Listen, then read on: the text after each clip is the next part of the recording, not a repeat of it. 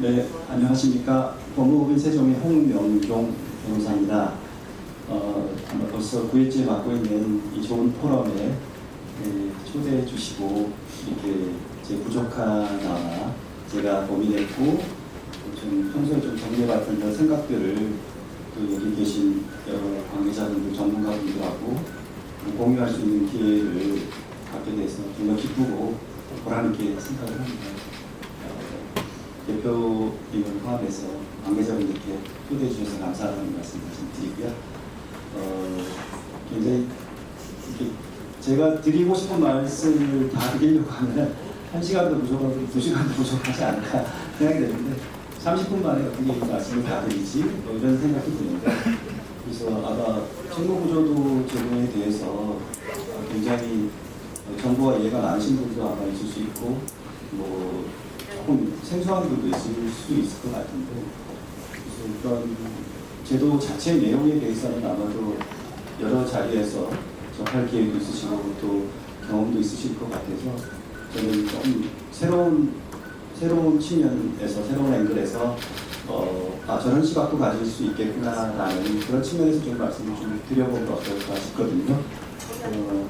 30분의 시간 동안 시간 최대한 맞춰서 끝낼 수 있도록 노력을 하겠습니다.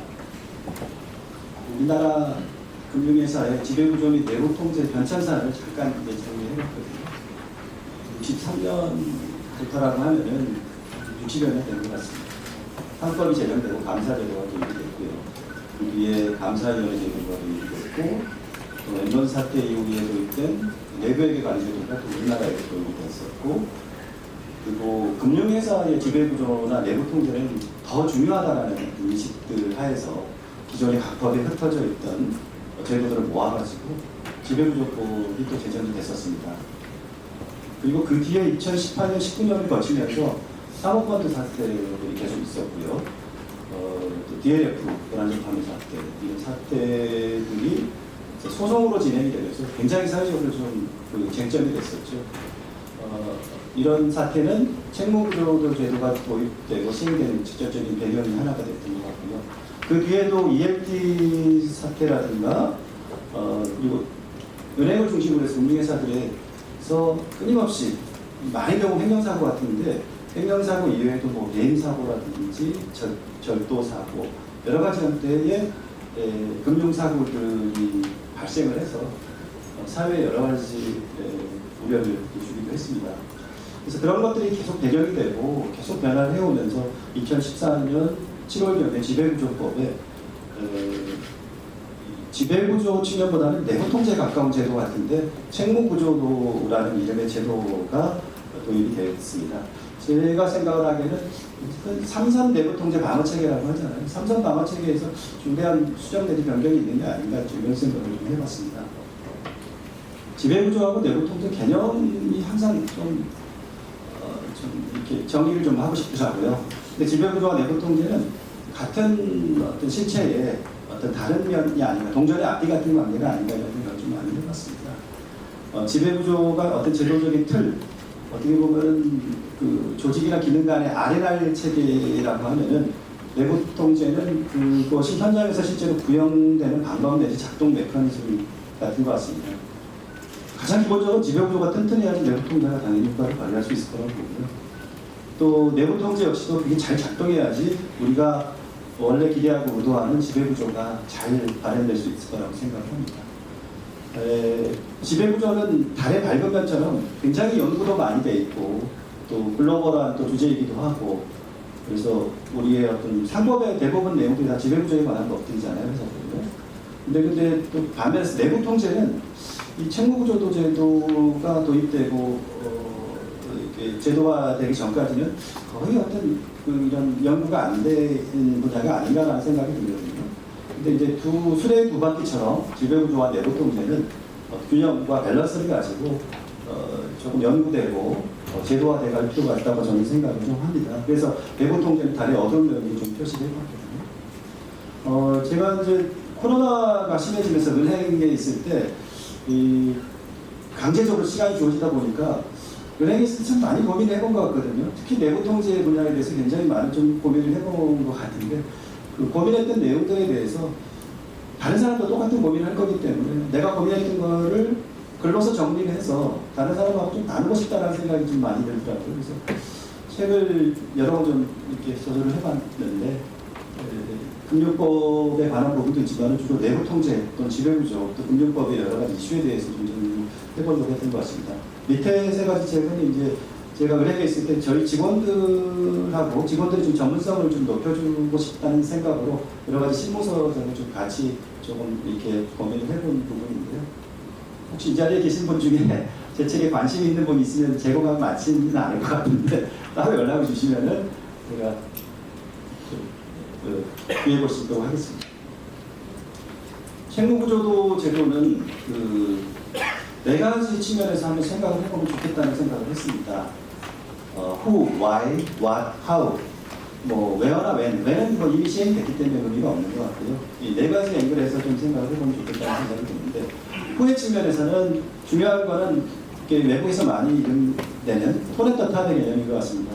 우리말로 어떻게 정확히 번역되는지 모르겠지만은 최고 경영진의 관심과 의지 정도가 아닌가 싶은데 최고 경영진이 이 내부 통제에 관심을 갖고 어떤 조직의 내부 통제를 발전시키기 위해서 굉장히 많은 지원과 관심을 갖는 그런 것이 의도되는 측면이라고 하면 후의 측면이라고 할 수 있고요. Y의 측면은 이 책무구조 제도를 도대체 왜 하는 거지? 이런 질문 수도 없이 받아본 것 같아요. 도대체 이거 왜 하는 겁니까? 라는 질문들 아마 많이 받아보셨을 텐데 왜 하는 건지에 대한 어떤 사회적 공감대도 좀 필요한 것 같아요. 은행이나 금융회사들이 왜 하는지는 안 하면 제재받고 처벌되니까 한다고 하거든요. 근데 CEO들은 이거 왜 하지? 라는 질문 되게 많이 하거든요. 여기에 대한 답을 못 한다고 하면 우리가 굉장히 이제 혼란이 자초할 수 있는 거기 때문에 그런 부분에 어떤 고민이 중요하다고 보고요. 저는 와서 해당하는 부분이 정말 중요하다고 보는데 초창기에 책무구조가 논의된 초창기에는 이 부분에 대한 고민이 부족하지 않는가 이런 생각이 좀 많이 들어요. 우리가 무엇을 준수하고 무엇을 관리하고 무엇을 관여해야 되는지 어떤 책무가 뭐냐 책무에 대한 개념적이라든가 그런 부분들이 혼란이 초기에 좀 많았던 것 같아요. 그런 부분. 그리고 하우는 관리조치라는 이름으로 임원의 경우에는 7가지 관리조치 의무가 있고 대표이사는 한 8개 정도의 총괄 관리조치 의무가 있거든요. 그런 거를 어떻게 하우에 해당하는 부분인 것 같거든요. 그런 네 가지 측면에서로 한번 생각해 보면 될 것 같아요. 이 자료에도 제가 옆에다가 이렇게 후, 하우 뭐 이렇게 좀 붙여놨습니다. 뭐 저만의 관점이긴 한데 참고를 하시고 저렇게 바라보는 시각도 있구나 이 정도 생각을 해보면 될 것 같아요. 시간 관계상 책무구조법의 구체적인 내용에 대해서는 굳이 언급을 안 드려도 될 것 같습니다. 제5조, 15조, 16조, 22조 2, 30조 2하고 30조 4에서는 임원과 대표이사의 관리조치 의무에 대해서 아까 하우에 해당하는 부분에 대해서 언급하고 있고요. 30조의 3에서는 책무를 배분해서 책무구조를 마련한다고 했는데 저게 어떻게 보면 와서에 해당하는 부분이 아닐까 생각하고요. 35조의 1은 굉장히 실무적으로 중요한 부분이죠. 35조가 제재에 관한 어떤 일반 규정이었다고 하면 35조의 2가 이렇게 새로 특례가 신설이 되면서 그렇게 비교하는 사람들도 있습니다. 이거는 소장는 칼 아니냐. 기존의 35조가 닿지 않는 칼이라고 하면 그러니까 굉장히 어떻게 보면 어마어마한 어떤 조항인 것 같아요. 그래서 저 조항이 만들어내는 여러 가지 의미나 논란이나 어떤 쟁점들이 저 조항 속에 많이 담겨 있는 게 아닌가라는 생각이 들거든요. 그리고 실무하는 사람들, 금융회사 입장에서는 아무래도 저걸 위반했을 때 제재 리스크가 굉장히 큰 관심사 중에 하나이기 때문에 35조의 2는 굉장히 중요한 조항이고 굉장히 우리나라 내부 통제 역사에서 가장 중요한 조항이 될 수 있지 않나 이런 생각이 듭니다. 제가 지금 말씀드렸던 내용이 있고요. 임원이 이제 선임될 때는 그전에는 적극적인 자격 요건이 없었습니다. 임원이 어떤 요건을 갖춰야 임원이 될 수 있다는 거에 대한 언급이 없었는데 상법에도 없고요. 근데 그게 이제 처음으로 들어온 것 같고 이사회의 책임도 이제 언급이 됐고 나머지는 이제 이미 설명을 드렸으니까 시간 관계상 넘어가겠습니다. 이것도 같은 내용이긴 한데 예를 들어 아까 말씀드렸던 오른쪽에 35조의 2의 그 제재 특례 같은 경우는 대표이사나 임원이 이 관리 의무를 소홀히 할 경우에는 제재를 35조에 따른 제재를 받을 수 있다라고 규정이 되어 있기 때문에 종전의 제재는 행위 책임이 된 원칙에 따라서 좀 실무적으로는 전결권자를 찾아서 전결권자를 행위자로 특정을 하고 그 자가 행위 책임을 지고 그 자의 어떤 그 상사는 감독 책임이라는 이름으로 감독자 책임이라는 이름으로 이렇게 제재를 하는 구조였다고 하면은 이 35조에 있는 마치 하향식으로 이 직접 채무 경영진을 제재할 수 있는 근거로 활용될 수 있다는 점에서 굉장히 중요한 조항이라고 지금 생각이 되고요. 그래서 아까 이 책무라는 개념이 되게 중요하다고 말씀을 드렸는데 다 이제 책무 구조도와 관련해서 여러 조항을 아까 말씀을 드렸는데 공통적으로 들어가는 건 다 책무라는 말이잖아요. 그럼 책무가 뭔지에 대한 이게 어떤 우리가 공감하는 어떤 그런 개념이 있어야 될 것 같아요. 근데 초창기에 보면은 책무와 업무가 굉장히 이제 구분이 안 되고 좀 혼란스럽다는 생각을 좀 많이 했거든요. 그래서 제가 아까 제 저서를 잠깐 소개를 해드렸었는데 그 중에 내부통제론이라는 중간에 어떤 초록색으로 된 그 책이 있는데 그 책이 이제 아마 그 지배구조법 시행령법 예고되고 할 때 제가 그 즈음에 썼던 책이긴 한데 그래서 이게 어떻게 보면 책무구조도 제도의 첫 단추가 책무를 명확히 우리가 인식을 하고 책무는 또 와서 해당하는 부분일 수도 있기 때문에 그 부분에 대한 어떤 정의나 우리 공감대가 굉장히 중요하지 않나 생각을 했고 그래서 이제 업무라는 개념이랑 많이 혼동이 되는 것 같아서 그 책에서는 그런 말을 했습니다. 시행령 별표에 여러 가지 책무를 업무를 몇 가지 구분을 해서 접근을 하는 어떤 도구 개념을 쓰고 있는데 차라리 그 개념을 삭제하는 게 책무라는 개념을 좀 심플하면서도 간단하면서도 우리가 제도를 대중이 이해하는 데 훨씬 더 도움이 되지 않겠느냐라는 어떤 의견으로 우리가 책을 쓴 적도 있는데 하여간 그 책무와 업무의 부분은 좀 중요하지 않나 이렇게 생각을 하고 있고요. 왜냐하면 일단 삼성전자가 수율 관리하는 거 있잖아요. 그 수율 관리 못했다고 누가 처벌하나요? 거기서? 그런 건 아니잖아요. 근데 굉장히 중요한 업무잖아요. 그렇죠? 굉장히 중요한 업무. 그리고 은행이 어떤 예산을 짜는 업무, 그런 예산 담당 부서에서 1년 예산을 짜는 굉장히 중요한 업무잖아요. 근데 예산 잘못 짰다고 무슨 뭐 처벌되고 금감원이나 제재하고 그런 건 아니잖아요. 그건 굉장히 중요한 업무지만 책무는 아니거든요. 그 책무 안에서도 무슨 환경법을 위반했다거나 뭐 근로기준법을 위반했다거나 그것도 법 위반이긴 한데 그 금융관련 법률 위반은 아니죠. 금융관련 법률과 책무는 또 아니거든요. 책무와 업무는 구분이 필요한 개념이라고 좀 말씀드리고 싶어요. 그래서 책무는 사실상 법상의 의무를 준수하는 거기 때문에 그 법규 중심적 접근이 굉장히 중요하고 제가 초기부터 그런 말을 되게 많이 드렸거든요. 되게 업무 중심적으로 초기에는 좀 컨설팅 법인 중심으로 이런 작업들이 많이 이루어졌던 것 같아요. 컨설팅 법인이 접근하는 방식이 굉장히 업무 중심의 바텀업 방식의 접근을 또 내부 중심의 접근을 많이 하다 보니까 그게 좀 원인이 됐던 것 중에 하나가 아닌가라는 생각이 드는데 저도 은행에 있을 때 하여튼 고민을 많이 하면서 어떻게 접근하는 게 바람직하고 타당하고 효과적일까라는 생각을 좀 많이 했었는데 여기서 이제 그 법규 중심의 접근이 필요하다는 점에 대해서 뭐 일단 법무론이 그렇게 정의를 하고 있고요. 그리고 훨씬 쉽고 편한 어프로치라는 거죠. 그리고 금감원의 제재 신고도 법령, 규정을 위반했기 때문에 제재를 하고 거를 하는 거기 때문에 그런 실무에도 부합하는 거고 내부 통제 신고는 당연히 부합되는 거죠. 그렇게 찾아야지 책무를 중복 없이 빠짐없이 찾을 수 있다는 거죠. 내규는 다 업무 중심으로 다루고 있거든요. 근데 그 중에는 굉장히 어떤 책무성 업무가 있고 비책무성 내기도 있고 굉장히 다양한 내기도 있거든요. 중요한 내기도 있을 수 있고 덜 중요한 내기도 있을 수 있고 내규 중심으로 찾다 보면은 조금 여러 가지 의도치 않은 비효율이 생길 수 있는데 초창기에 좀 그런 혼란들이 좀 상당히 있지 않았나 제 생각으로 여기나 넘어가고요. 책무구조도 제도 이후에 내부 통제 방어 체계는 보는 시각에 따라서는 저는 그렇게 느껴지더라고요. 삼성 방어 체계에서 이성 방어 체계로 통합이 된 게 아닌가 이런 생각도 좀 들었습니다. 종전에는 대표이사 밑에 각 사업을 하는 각 부서가 있고요.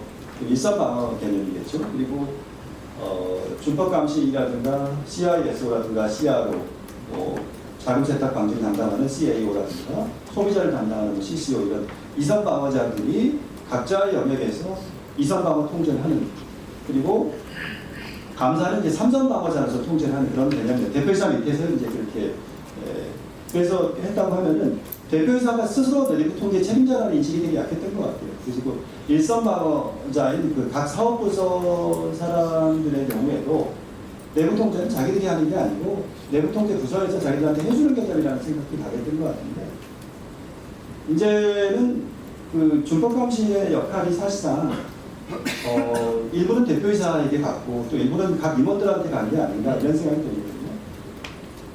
그래서 각 임원들이 스스로 내부 통제의 책임을 일차적으로 지도록 하는 게 법적으로 명확하게 규정이 되었다는 점이 굉장히 달라지고, 또 대표이사가 자기 책임으로 명확히 인식하게 되었다는 점이 굉장히 달라진 점이 하나고, 책무구조도 제도가 지금까지 가져온 가장 긍정적인 효과 중에 하나가 저런 측면이 아닌가라는 생각이 듭니다.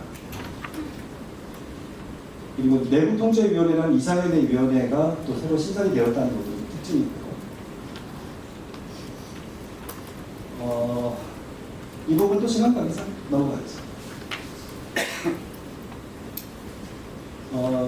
이제 법에 있는 여러 가지 점검 체계나 보고 체계를 선으로 한번 표시해 본 겁니다. 그리고 여러 가지 점선 같은 경우는 제가 조금 더 넣어본 부분이고요. 그래서 이 대표이사를 중심으로 내부통제위원회는 이사회 내 위원회라고 할 수 있는 내부통제위원회는 대표이사와 임원이 관리 조치를 하고 내부통제 점검을 하는 사항에 대해서 점검을 하고 평가를 하고 미흡 사항에 대해서 개선 조치를 요구해야 되는 책임이 있고요. 그리고 그 모든 것에 대해서 대표이사는 또 이사회에 이 책무통제를 수행한 결과와 주요 사항을 또 보고할 책임이 있어서 이사회의 책임도 굉장히 커졌다 이렇게 좀 말씀드리고요. 그게 이제 디테일하게 그런 것이 구체적으로 구현이 되려고 하면 그 내부적으로 이제 하나의 시스템이 그 체계적으로 좀 돌아가야 되는 부분들이 중요한 것 같습니다. 그런 부분을 조금 설명하는 부분인데 뒤에서 지금 다시 한번 좀 설명드리고요. 그런데 실무를 그 전에 하다 보면 그 취약사항의 식별이 정말 중요하다는 생각을 많이 했습니다. 취약사항의 식별이 제일 중요하고 제일 어렵고 가장 첫 단추에 해당하는 부분이 아닙니다. 행정사고 계속 터지잖아요. 행정사고가 왜 나는 것이 도대체 원인을 정말 많이 알고 싶거든요. 그래서 원인을 사전에 제거하고 싶은 생각이 정말 강하거든요. 은행 사람들, 은행에 통제하는 사람들. 근데 그게 늘 사고를 세웠고 쫓아가기 바쁜 측면이 있는 것 같아요. 하지만 사고가 발생하면은 그 사고에 해당되는 원인만큼은 효과적으로 신속하게 제거될 필요가 있는 것 같습니다. 그래서 취약사항을 식별해서 제거하는 게 굉장히 중요한데, 저게 이제 우리 임원의 7대 내부통제 관리 조치에 들어가 있잖아요. 네 번째 들어가 있잖아요. 굉장히 중요하고 첫 단추에 해당되는 부분이라고 생각합니다. 그래서 임원이 아까 30조에 의해서 관리 조치 의무가 있는데 하우에 해당되는 부분이라고 좀 말씀드리고 있어요.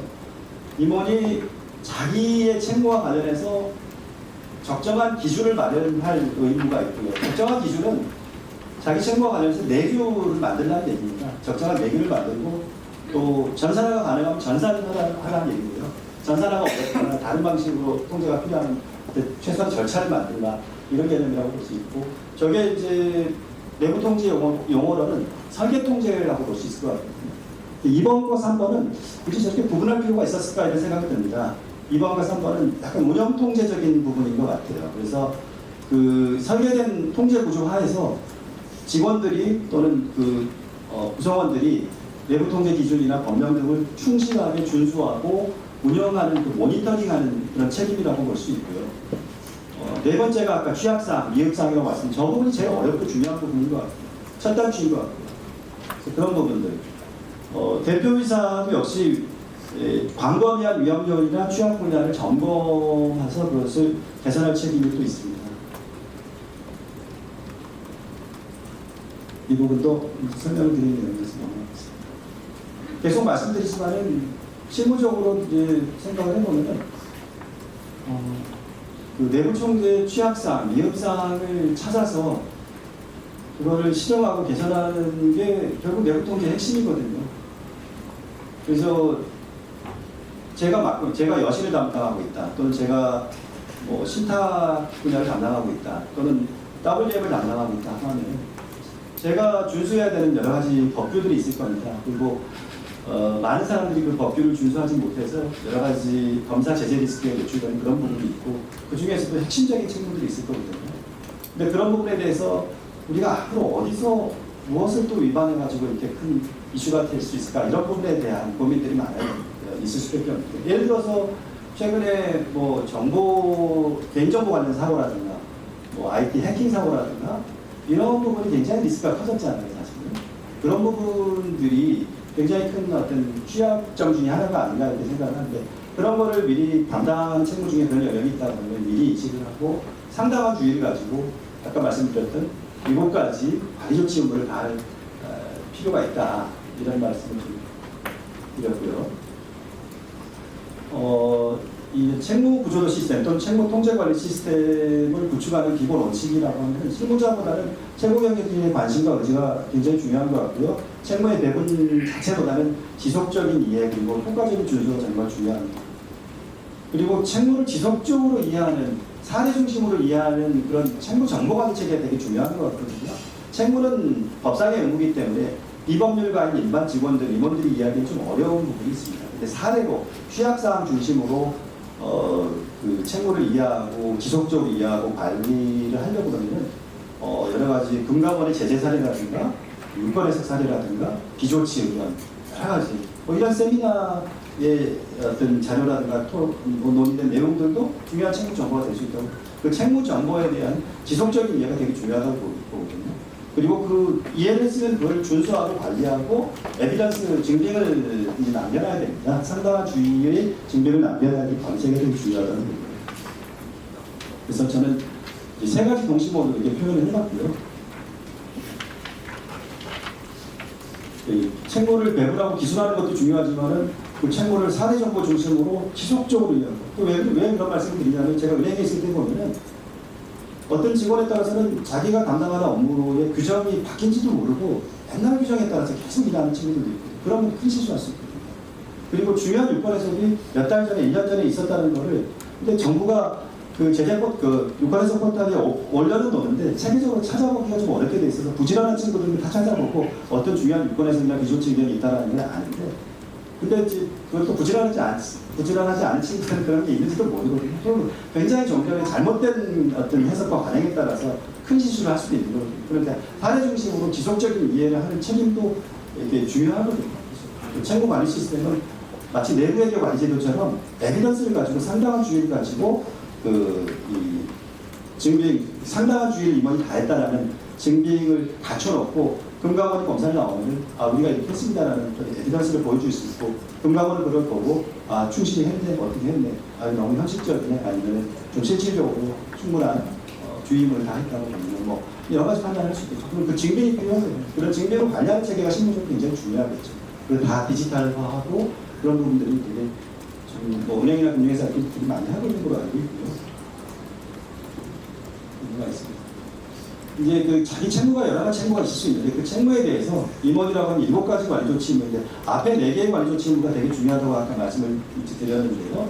거기에 대해서 일종의 디지털 서랍이라고 하면은 디지털 서랍에 빈칸을 놔두서는 안 되고, 임원이 그 책무에 대해서 적정한 기준을 마련했는데 늘 습관처럼 이렇게 계속 체크리스트 확인하고, 기준이 있다고 하면 기준이 혹시 상식적이지 않은지, 내부가 적정한지, 충분한 내용을 담고 있는지, 또 전산화는 충분히 이루어졌는지, 여러 가지, 또 행정사고가 나지 않도록 여러 가지 대사 처리가 지금 되고 있는지, 전결의 수준이 충분히 높은지, 또 그런 여러 가지 기준 마련이라든가, 또 적정한 모니터링 점검으로 변경 추진 점검으로 감사부서나 준법부서에서 알아서 해주겠지라는 게 아니고, 이 프론트 부서에서, 사업하는 부서에서 스스로 그 모니터링 책임이 있다는 거죠. 그걸 안 하게 되면은 왜 안 했는지, 왜 안 했기 때문에 사고가 난 거 아니냐라는 그런 얘기를 들을 수 있다는 거죠.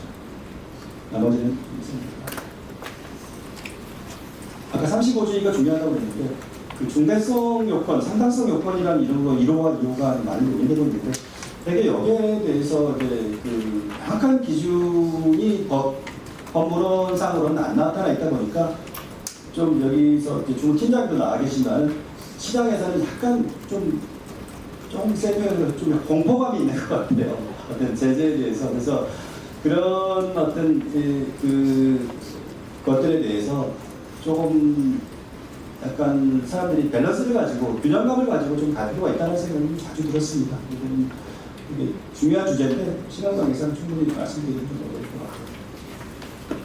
같아요. 이제 어떤 사람들은 조금 심하게 얘기하는 내가 산으로 가고 있는 건 아니냐라고 얘기하는 사람까지 있을 정도로 책무구조도 제도가 지금 한참 진행 이렇게 정착화되고 있는 것 같아요. 그래서 책무구조도 제도는 아까도 말씀드렸지만은 굉장히 큰 긍정적인 효과를 가져왔다고 하면은 굉장히 큰 충격요법이었던 것 같아요. 그래서 여러 가지 최고 경영진들이 뭐 책무구조도가 아니었다라고는 그렇게 관심을 갖기 어려웠을 큰 엄청난 관심과 어떤 그 분야에 대한 지원, 여러 가지 열정 그런 부분이 굉장히 좋은 어떤 긍정적인 효과였던 것 같은데 실무적으로는 이런 부분들에 대해서 그러니까 조금 여러 가지 우려와 조금 이렇게 제재에 대한 공포심 그리고 막연함 이렇게 불확실성 이런 부분들에 대한 게 조금 우리가 해소해야 될 과제가 아닌가라는 생각이 좀 들었고요. 여러 가지 책무구조도 제도는 책무구조도라는 그 문서만으로 성공할 수 있는 것 같지는 않습니다. 그래서 이 하나의 문서로 이해하지 않고 하나의 시스템으로 이해된다, 하나의 체계로 이해된다라는 점이 제가 계속 그런 말씀을 법에 안 나타나 있는 말을 제가 여러 가지 동심어를 가지고 좀 설명을 드렸던 부분이고요. 책무구조도 제도 도입에 따른 뭐 부작용이 없을 수는 없을 텐데 그런 부분이 최소화될 수 있도록 노력을 하는 게 되게 중요하다고 보고요. 기존의 이제 35조라든가 각 법에서 이제 제재하는 근거로 이제 활용됐던 제도가 여전히 작동을 하거든요. 책무구조도가 제도가 35조가 도입된 이후에도 여전히 작동을 하고 있습니다. 그게 대체되는 게 아니에요. 굉장히 착각들하는 것 같아요. 이게 김사장 일각처럼 솟아있는 저 부분이 전체 몸체를 다 대체한다고 생각하는 착각들도 좀 있는 것 같거든요. 그건 전혀 아닌 것 같아요. 저는 특례제도는 아주 예외적인 경우에 정말 필요한 경우에 써야지 저 칼이 잘 된다고 해서 이것도 다뤄보고 이것도 다뤄보고 이렇게 되면 안 된다는 거죠. 소 잡는 칼은 소 잡는 데만 써야지 참새도 잡고 무슨 뭐 메추리도 잡고 그래서 이게 보완이 되는 제도지 대체가 되는 제도가 아니기 때문에 이렇게 그 모든 것을 다 이 제도로 이렇게 책무구조도 만능주의에 빠지면 안 될 것 같아요. 그런 게 좀 되게 중요하지 않나 이렇게 생각을 합니다. 그래서 네 가지 주제는 다시 한번 좀 정리 차원에서 말씀을 드려보면 후회 관점, 손에 떴답의 내시가 필요하죠. 이게 현재 책무구조 제도가 너무나 혹시라도 실무자 중심으로 빠져들지 않도록 계속 균형 감각 있게 우리가 지켜볼 필요가 있는 것 같아요. 또 너무 추상화되고 있거나 너무 복잡화되고 있는 게 아닌가. 정말 우리가 경계해야 될 어떤 개념적인 함정이 아닌가 이렇게 생각을 하거든요. 최고 경영진의 관심과 지원은 구체적이고 현실적이어야 됩니다. 금감원에서도 얼마나 구체성을 갖고 있는지, 현실성이 갖고 있는지, 효과성을 갖고 있는지 이걸 봐야 되고, 금감원도 책임 추진 주체로서 이게 너무 추상화되고 복잡화되고, 추상화되고 복잡화된다는 건 산으로 간다는 얘기거든요. 그렇지 않도록 굉장히 중요하다고 봅니다. 모니터링 점검 기능도 굉장히 중요해질 것 같고요. 이제 와세에 해당하는 부분 제가 중요하다고 말씀을 드렸는데, 뭐, 그런 부분이 굉장히 중요도에 대한 어떤 공감이 확산이 되고 있는 것 같긴 합니다. 구체적이고 핵심적인 핵심 책무에 집중할 필요가 있다고 봐요. 모든 책무 다 어떻게 합니까? 그리고 모든 책무는 다 지금도 잘 된다. 지금도 다 그걸 들여다보고 있고 발의가 되고 있거든요. 근데 이제 책무구조도가 바라보면 정말 중요한 부분, 정말 핵심적인 이 부분이 위반이 되면 안 되고 이 부분 사고가 안 되는 그런 부분들에 대해서 굉장히 광범위한 충격을 초래하는 그런 사고도 있잖아요. 그런 사고나 법 위반 사고들. 그런 부분들에 대해서. 그래서 모든 것을 챙겨야 된다는 유혹에서는 반드시 벗어나야 될 것 같아요. 현재 책무는 너무 추상화되는 게 아닌가. 업무와의 부분도 모호하고. 그래서 실무적으로 그런 얘기 많이 해요. 업무분장 조치랑 업무분장 조치가 업무가 다 나와 있거든요. 책무구조도는 그거보다 훨씬 요약되어 있거든요. 이게 둘이 무슨 차이지? 초창기에 그런 얘기 되게 많이 나왔어요. 실무자들이. 이걸 왜 하는 거지? 그런 의문이 거기서 많이 나와요. 추상화된 책무는 모든 소관 업무를 다 통제하는 것은 불가능하고요. 현실적인 것 같고 효과도 없습니다. 그래서 굉장히 중요한 거에 선택과 집중을 할 필요가 있다. 선택과 집중이 제가 드리고자 하는 말의 핵심 중에 하나입니다. 하우에 해당하는 부분은 실효적 증빙관리에 굉장히 집중할 수 있도록 핵심 책무를 숙지하고 특히 그 사례 정보를 지속적으로 이해시키도록 하는 게 되게 중요하거든요. 그리고 책무의 통제와 증빙을 에비던스로서 관리하도록 하는 게 되게 중요합니다. 그리고 임원이 실무자한테만 맡겨둬서는 안 되고 임원이 자기가 직접 봐야 돼요. 이게 제대로 되고 있는지. 그리고 마지막으로 Y에 해당하는 부분도 되게 중요하다고 보는데 이게 우리는 이렇게 제재라는 그쪽이 모든 사람이 갖고 있는 그런 어떤 그 개념적 공포 이런 부분에서 되게 왜 이런 얘기를 드리냐면 금융산업도 되게 혁신과 도전이 되게 많이 필요한 사람이거든요. 근데 이제 그런 제재 리스트라든가 이런 게 채무구조도 이래서 조금만 어떤 사고가 일어나도 채무구조도 적용되는 거 아니야? 조금만 행정사고나 이거 채무구조도 적용되는 거 아니야? 언론에서 채무구조도 적용할 것 같습니다. 어떻게 봐서 이런 얘기하고 그런 건 뭐 법으로 물러나기 전에 스스로 물러나는 경우도 많지 않아요. 그래서 그 제재를 채무 수단으로 보충적인 수단으로 활용할 필요가 있고 내부 통계 전문성이 제고되고 그리고 제 이건 초과했네요. 이번만 그 내부 통제 전문성을 내고 외국에는 내부 통제 자격증이 되게 활성화되어 있더라고요. 그게 그 사람들의 내부 통제와 뉴트럴 떠받치는 기둥이 아닌가라는 생각을 자주 했거든요. 우리나라에는 그 외국의 자격증은 들어가 있는데 우리가 이렇게 통합화된 자격증은 없는 것 같거든요. 자격증이 많이 활성화되었으면 좋겠고 그 자격증 중심으로 해서 이렇게 외국은 우리나라 정부와 금융회사의 앙자간의 관계라고 하면 외국은 정부와 금융회사 사이에 인디펜던트한 제3자가 있어서 거기서 내부 통제를 아웃소싱 받아서 굉장히 많은 활동을 하고 있더라고요. 특히 연미통국가에서. 거기가 내부 통제 검증과 내부 통제 전문가들이 그런 활동을 많이 하는데 그런 부분에 대해서 이 자격증이라는 내부 통제가 많이 활성화하면 좋겠고 경영이 보수화되고 혁신을 저해할 부작용을 초래되지 않도록 우리가 굉장히 주의하고 경계할 필요가 있을 것 같고요. 그리고 이 채무구조제 제도가 적용되는 사고 같은 경우는 그냥 고의에 가까운 중과실로 좀 한정했으면 좋겠어요. 굉장히 중대. 중대한 과실은 뭐냐면 제가 10개의 은행이 있다 그러면 저도 은행에 몸담아서 얘기했기 때문에 어떤 사고가 나면은 어떤 느낌이 드는 거는 어떻게 저런 사고가 날 수 있지? 그런 느낌이 한 사고가 있고요. 저런 사고가 우리도 날 수 있을 것 같은데 그 두 가지 느낌의 사고가 있거든요. 후자는 약간 일반 과실이라고 하면은 첫 번째는 굉장히 중대한 과실인가. 중대한 과실은 후자는 다 할 수 있거든요. 야, 어떻게 저런 사고가 나지? 같은 동종업계지만 어떻게 저런 사고가 날 수 있지? 그건 굉장히 중대한 과실. 고의는 없었겠지만. 그런 고의나 중대한 과실의 경우에 이런 게 적용이 될 필요가 있고 일반적인 과실이나 이런 부분에 있어서는 조금 이렇게 우리가 좀 자제하고 신중할 필요가 있지 않나 생각합니다. 3분 초과돼서 정말 죄송합니다. 고맙습니다.